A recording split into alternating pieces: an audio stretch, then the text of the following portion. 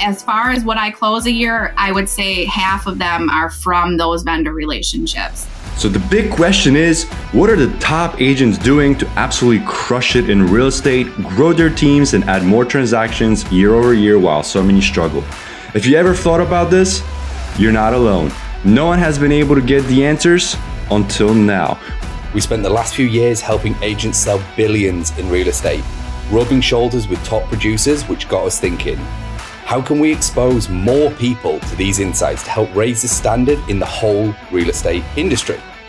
We then realized that we could help bridge the gap by getting the secrets from the best of the best so that you can succeed.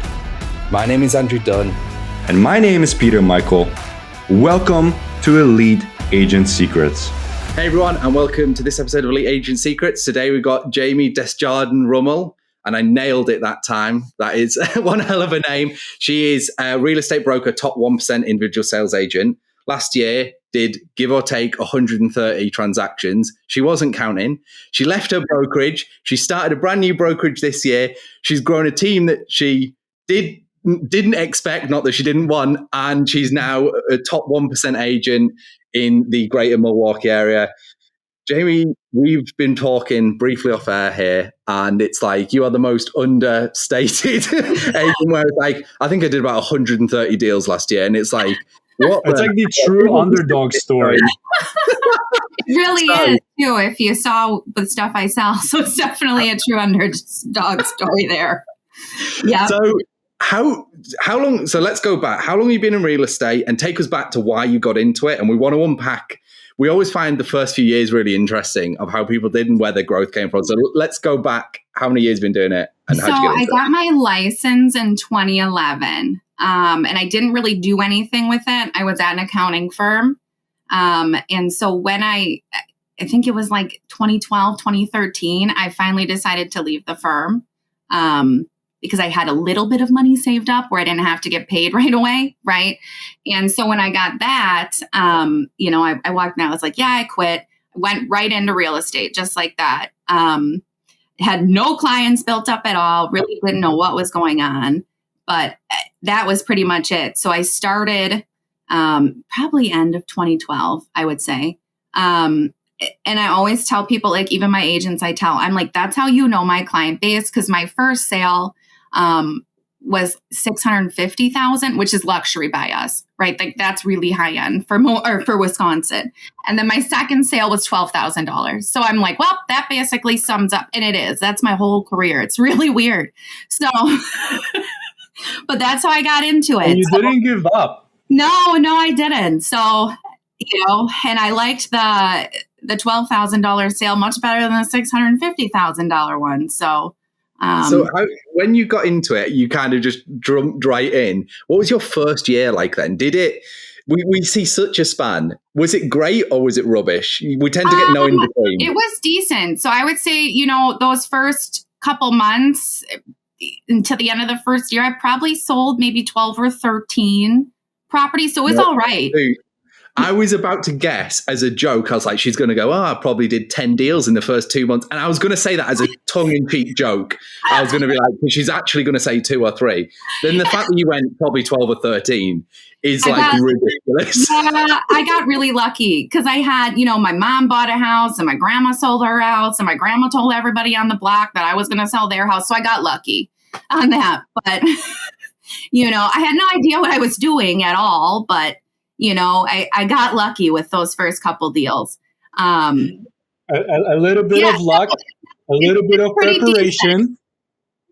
It's pretty decent. So for me now, it's like, sometimes it's, easily, I've got those going all at once and more. But, so now it's kind of like, oh, that would have been nice, huh? Just to have like a couple slow times or whatever. But it was good. So, and, kind of spiraling then into the next year, it started to pick up more. So, which was great. I love that. 12 or 13, 2 months. Next year was decent though. One of the questions that I always try to figure out is like, how do you manage 10 or 12 deals that are closing in a month plus next month, right? Because not everybody buys a house right away. Yeah. So for anybody who's new or everybody who's, has like 2 or 3 or 4 deals, like that's still manageable, right? Right. But how do you manage 10 to 15 deals at a single time while still creating essentially income for the next month and the month after that? So what I did when I first started was I would literally just write stuff down like, hey, this is when their inspection contingency expires, but in notebooks over and over again, because I'd always lose that notebook. It was like night and day. But then when I started to get really busy, and I actually have it to this day, and I tell people if I lost this list, and I'm smart enough to actually have it on the cloud, but if I lost it, I would have no idea who my clients are, because it's literally broken up into, okay, these people are buying right now. Sometimes we're going out every day if there's something new listed to buy. These people, I have to get listed in the next month. And then these people I've gone to the listing appointment for were like 6 months out, right? And so it breaks it up like that. And then there'll be people, went to listing appointment. I don't know if they're going to use me, but at least that I know that they're there so I can track them. And then I've got another part of it where our buyers that are starting to work on credit and things like that. Well, like, are you also like leveraging your team to find listings for the buyers? Like, what does that look like? Yeah, 'cause that's one of the issues that I'm a little bit selfish right now, because that's one of the issues that I'm struggling with. Is I have like 4 or 5 people, right? I have an assistant. I have an amazing wife who puts up with all of my shit. My husband. And she helps out. Yeah. But like, if I'm in the car for like a day, I feel like I'm behind, because now these 3 or 4 people, they still need to get service. They're not finding the houses, so I have to do the MLS. And I'm only like 3 or 4 deep. Right. I know but I totally get that feeling too, because you're like, oh my God, I haven't checked email in like 4 hours because I've had to drive everywhere. Like 30 minutes. Yeah, it's bad. I know. I totally get it. And I'll be like, my phone will ring. I'm like, oh, do I want to answer it? Because they're going to say something. I'm not going to remember who this is, what they want. Right. And so, yeah, with that, I'm lucky that I do have an admin that somehow can totally understand what I'm putting out, because a lot of times it's just a bunch of like I'm just throwing things at her. And she's great with taking that and interpreting it. And then there are about 2 agents that are at the brokerage that I work really closely with, especially because where I am, I'm more southern in Milwaukee County.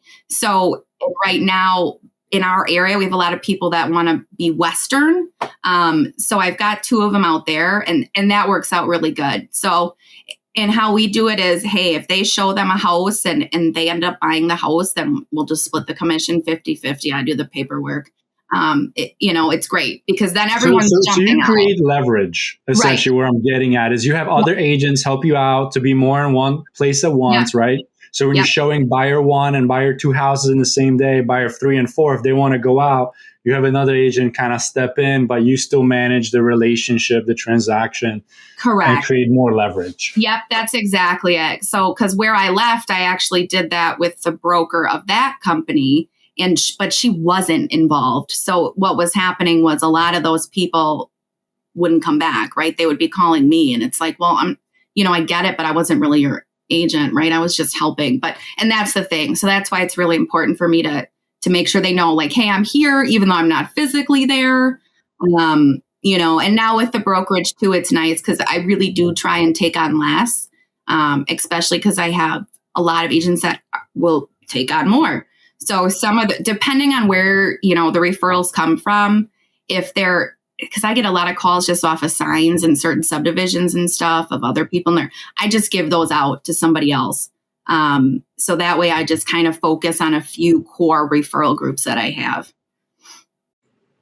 That's very interesting, because you're essentially obviously where I want to go, or where I aspire to go. And if I'm running into these issues now and you're already there, then might as well have this conversation, because for anybody who's listening, managing 4, 5, 6 people at a time, when you do this full time, it's totally manageable, right? You just have to be very effective and efficient with how you break down your time, where you do your shit in the morning, take them out in the afternoon, schedule it, and just run it like a business, where you schedule it out like a day or 2 in advance. But once I start getting that threshold to like 6, 7, 8, and like I have to travel, a little bit further out than I normally would, I'm just trying to figure out, like, how do I manage this? Am I doing something wrong? Right.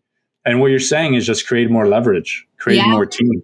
And that's exactly it, because then you can take on as many people as you want. And the huge plus of it too is, and I'm sure there's certain personality types where you're like, yeah, we're not going to do great. Yeah, there's certain people I'm like, oh, this phone is ringing, and I'm like, yeah.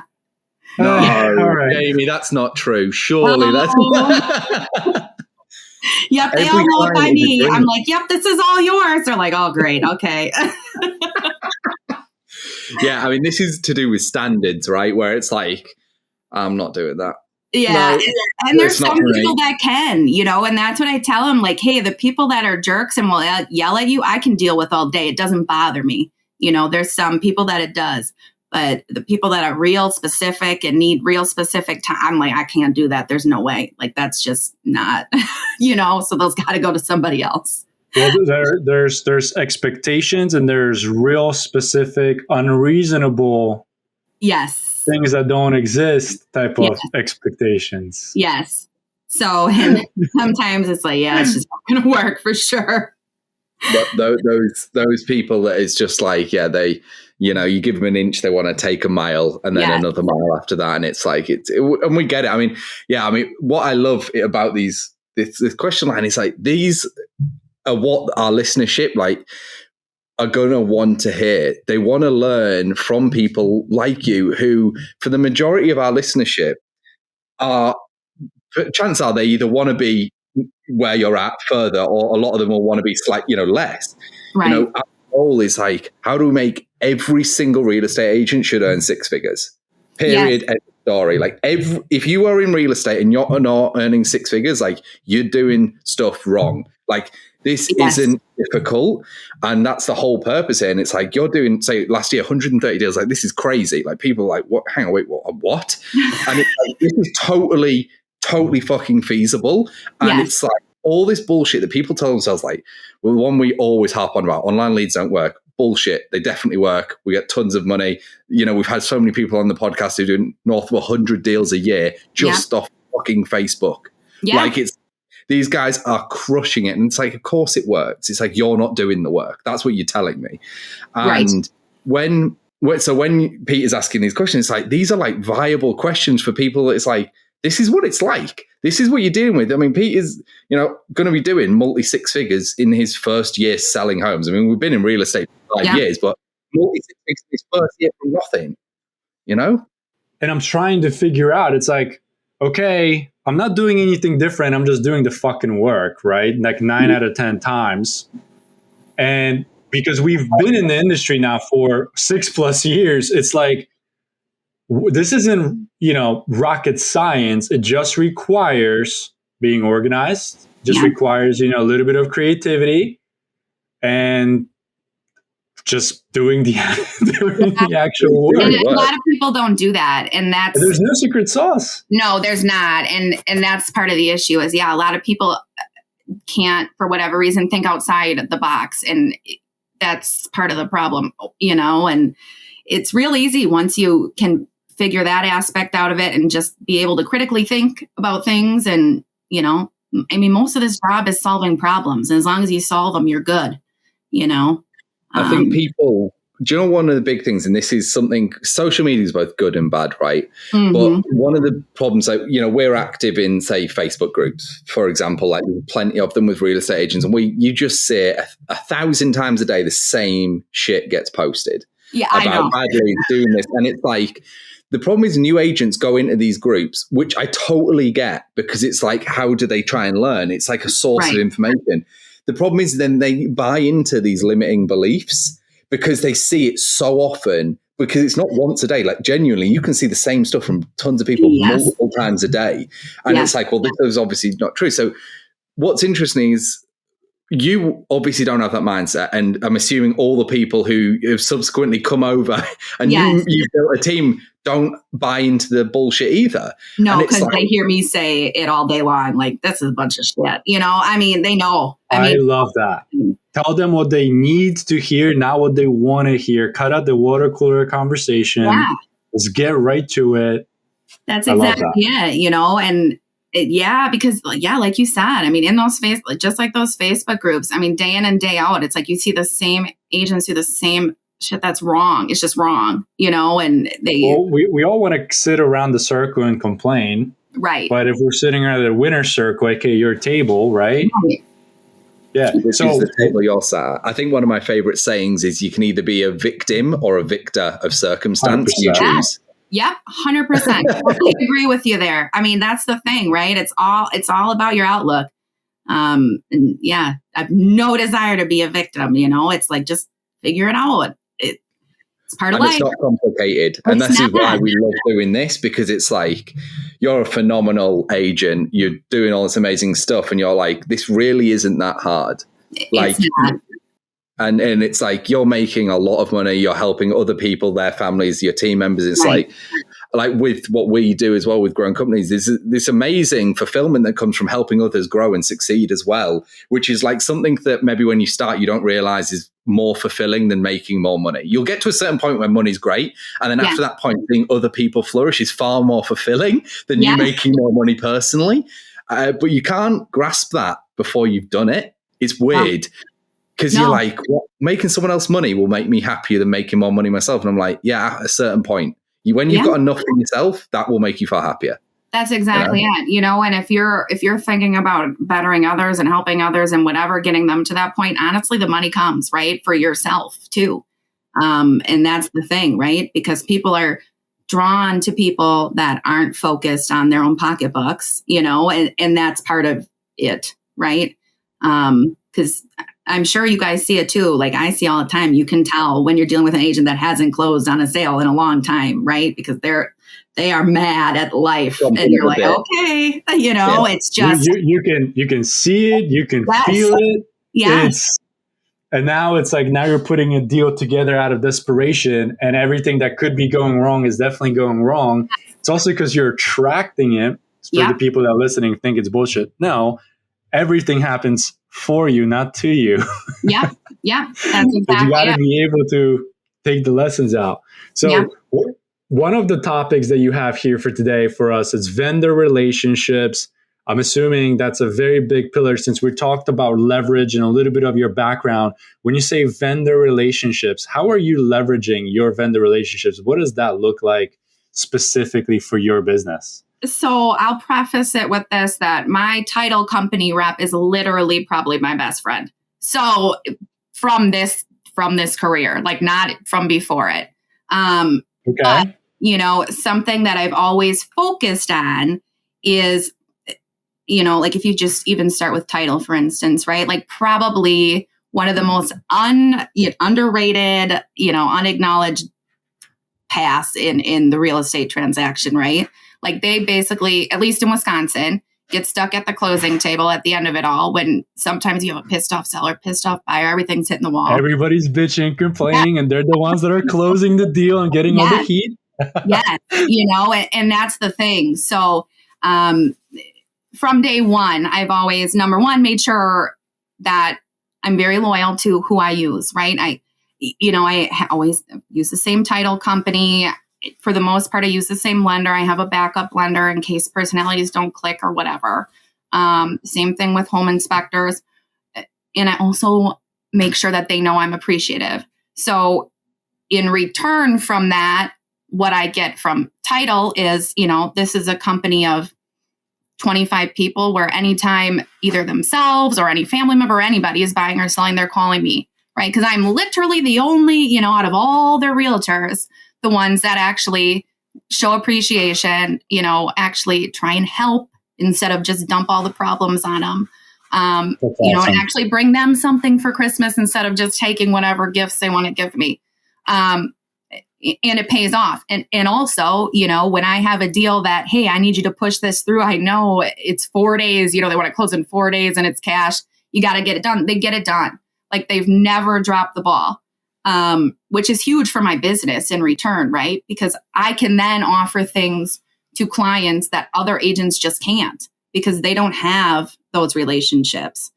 And especially when you're busy as I am too, like sometimes I'll take all the help I can get. Like I one time had my title rep literally run over to a listing of mine that wasn't even listed yet to drop off a key because I left it in his office.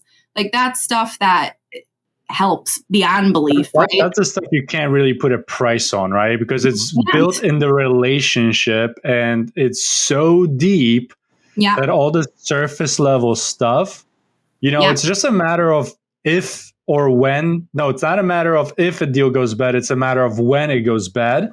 But the team and the relationships that you have will outlast that one deal going bad. That's exactly it. And at the end of the day, then I've got an ally that, is willing to go above and beyond because they know the same thing, and then on the lender front and the home inspector front, I mean, it's great because, I've got lenders that, 10 o'clock at night, she'll drop what she's doing and pre-approve my buyers so I can write an offer because it's the only time I have, or, hey, we got to get this to work. I couldn't get them closing costs. They're giving my buyers a lender credit to cover it just because they want to then keep those relationships, which again, gives me and, the agents I use a huge upper hand with, what we can advertise, what we can do for our clients that then they say, hey, guess what? My realtor did this, and then you get a whole bunch of referrals from it. And everybody else is like, oh shit. Yeah, for real, and that's the thing, right? And it's like, hey, it's great, and I only have to deal with the same handful of people every day, which is even better for me. So, and that's the thing, they just do a lot more. Like my inspectors, deal falls through on the first one because the inspection's bad. He's come out for tons of my buyers and did the next house for free. Things like that. That's awesome. I mean, that you're just, I wouldn't absolutely not be where I am if it wasn't for me being able to maintain those relationships. I mean, and all of them get a lot of that credit because, we can only do so much. I can get you in the house, I can write you the offer, but, everything else is kind of out of my hands from there. Yeah, but one of the things that's really important that you're showing here is you have your team work on your behalf to get your clients in the best position and spotlight to not only win but also to close. Right. And your vendor relationships, whether they're with a lender, whether they're the title inspector, maybe cleaners or contractors, they're going to go extra for you without you even having to ask, to take care of your clients. So you're not necessarily looking for a monetarily compensation or a kickback or anything for that type of benefit. You're really putting the client at the center. And because of the volume and the leverage you've created from your production, that these people want to go above and beyond and do a free inspection here or, drop off the keys late at night. And that's really, I think, what the night and day differentiator really is. Yeah, it's huge. I mean, even the mortgage lender I used one time, the buyer's mover didn't show up. Me, and a bunch of their friends ended up helping them move. I mean, what mortgage lender will help someone in my short real estate career? I've been there. We do it all the time, right? Like, but it doesn't come in our description, but we do it. Right. Yep, it sure isn't in the job. Yeah, we do it a lot, but that's the thing, And about the contractors I use are great where, if on a listing, the seller has to do inspection repairs, they'll let them pay at closing. So it's like, hey, they don't have to find, 2, 3, 4K that they don't have to, to front for these repairs. Like they can just wait. They'll get paid at closing. They're fine. Yes, but also it's because you're the one who's selling that house and they know that thing is going to get sold. Well, and they know if it doesn't, I'll make sure they get paid, right? And that's just part of it. So that's a huge part for me. With these relationships, not only the strength of them is obviously benefited you massively with trusting other people to do a great job, which, by the way, for anyone that's not in that position is enormous. You can't imagine the mental bandwidth that it takes to find good purveyors. And once you do, keep them, like lock the motherfuckers down as hard as you can. Just do what you can for them because we've heard horror stories. Everyone has. You might have had good or bad experiences. You've also got to look what you did for them. Like, again, Peter's got an amazing relationship with his lender as well. And they turn stuff around like this, but it's like, it all started with relationship. that's where it began. And it's also about, reciprocity. It's like, hey, I brought you deals. Have you also now found with these vendor relationships and relationships you've built across all this different stuff, that's actually turned into more deals for you as well through referrals, them going, hey, my mom wants to sell a home. I don't want her to go with anyone but you. And has it come through that way? Yep, that's exactly what happens. So it's like, without a doubt, anybody in any of those avenues, it's, hey, so-and-so, my brother, my sister, my mom, my dad, whatever, they want to sell. Can you do it? And tenfold. I mean, it's crazy, because I bet you just from the vendor partners I use, that's probably half of those transactions, Whoa. Yeah. Wow. It's a lot. Wait, hold on. For anybody who didn't hear that and missed it, because that could slip by you, can you say that again? Yep. So as far as what I close a year, I would say half of them are from those vendor relationships. Referrals. So like holy 65 shit. deals last year came from people just going, you're an awesome realtor. You've helped me. I want to help you. That's it. Basically. I mean, and they trust me, right? So there's no doubt. I don't think you can get a higher compliment than that, other than a few more deals. Right. And that's, it's nice at the same time too, because if they're sending you their mom, right? They're sending you in your mom's house, they trust you tenfold. And so that's a huge part of it. Hey, thanks for listening to this episode. Now, before you go, we're giving access to a private training we did where we revealed the top 3 niches to get listings today completely for free.